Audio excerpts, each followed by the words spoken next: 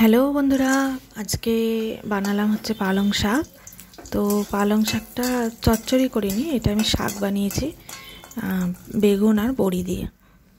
তো তোমরা কারা কারা পছন্দ করো এভাবে খেতে একটুখানি কমেন্ট করে জানাবে বন্ধুরা, কেমন?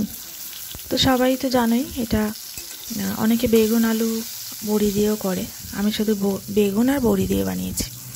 তো দেখো বড়িগুলো ভেজে তুলে রাখলাম, এবার বেগুনগুলো ভেজে নিচ্ছি নুন হলুদ দিয়ে, ভেজে তুলে নিয়ে তারপরে আমি এখানে দিয়ে দেবো শাকটা, পালং শাক, এটাকে ভালো করে ধুয়ে রাখা আছে জল ঝরিয়ে।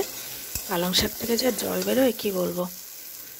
তো জলটা যতক্ষণ ঝরবে ততক্ষণই ঝরতে দিও, নালে একেবারে জলে জল হয়ে যায়। এটাকে আমি দিয়ে দিলাম, বেগুনটা তুলে রেখে পালং শাকটা দিয়ে দিলাম, দিয়ে এবার নুন হলুদ একটু মিষ্টি দিয়ে দেবো এখানে, দিয়ে একটু মজে গেলে, একটু মজতে দেবো, মজে গেলে তারপর আমি বেগুন আর বড়িটা দিয়ে দেবো। তো পালং শাকে তো প্রচুর উপকার, তোমরা তো জানোই। শাক পাতা সব কিছুতেই উপকার আছে, অনেক ভিটামিন থাকে, অনেক কিছু থাকে। তো আমরা একটু শাক পাতা একটু বেশিই খাই, কিন্তু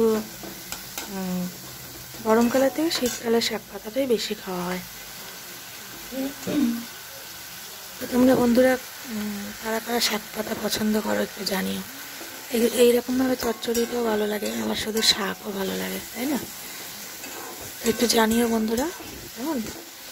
তো দেখো তোমরা, এবার হয়ে গেল আমার বেগুন বড়ি সব দিয়ে দিলাম, একটু নুন মিষ্টি দিয়ে দিলাম, দিয়ে এবার আমি শুকনো শুকনো হলে নামিয়ে দেবো। তো কার কার পছন্দ একটু কমেন্ট করে জানাবে, আর আমার রান্নাটা কার কার ভালো লাগলো সেটাও কিন্তু জানাবে, ঠিক আছে? আর তোমাদের অন্য কিছু রেসিপি জানা থাকলে আমাকে